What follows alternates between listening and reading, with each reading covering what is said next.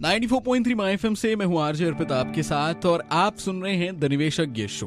तो हमारे साथ निवेशज्ञ से अभिषेक जैन सर हैं। सर, आपके अकॉर्डिंग क्या बेस्ट वे है गोल्ड और सिल्वर में इन्वेस्ट करने का?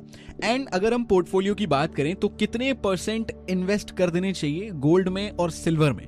एंड निवेशज्ञ इस पे कैसे काम करता है ये भी बताइए। अर्पित, गोल्ड और सिल्वर में इन्वेस्टमेंट करने का सबसे अच्छा तरीका होता है ETF, जिसको एक्सचेंज ट्रेडेड फंड्स बोला जाता है। ये वो इन्वेस्टमेंट व्हीकल होते हैं जो आपको गोल्ड और सिल्वर में ट्रेड करने के लिए इनेबल करते हैं बिना इन चीज़ों को खरीदे हुए। ये ETF बेसिकली एक म्यूचुअल फंड स्कीम ही होता है जिसकी प्राइस आप स्टॉक मार्केट पर देख सकते हैं और इनको ट्रेड भी किया जा सकता है, जैसे कि आप किसी कंपनी के स्टॉक को ट्रेड करते हैं। इसके बहुत सारे फायदे हैं, इसीलिए ETF एक बेस्ट तरीका बन जाता है इन्वेस्टमेंट का।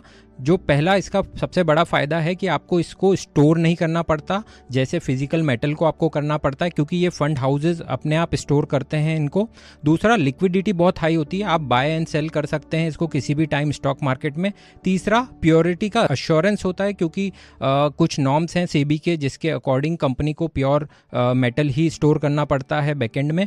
और चौथी और आखिरी सबसे बड़ा एडवांटेज है कि कॉस्ट एफिशिएंट होता है, क्योंकि इसमें आपको कोई मेकिंग चार्जेस नहीं देना पड़ता। जैसा कि आपने पूछा था निवेशज्ञ इस स्पेस में कैसे काम करता है, तो हम हमारे इन्वेस्टर्स का एक प्रॉपर स्ट्रेटेजी बिल्ड करते हैं जिसमें हम ये डिसाइड करते हैं, क्लियर प्लान ऑफ एक्शन बनाते हैं कि क्या क्वांटिटी में ये उनके पोर्टफोलियो में होना चाहिए और किस टाइम पे होना चाहिए।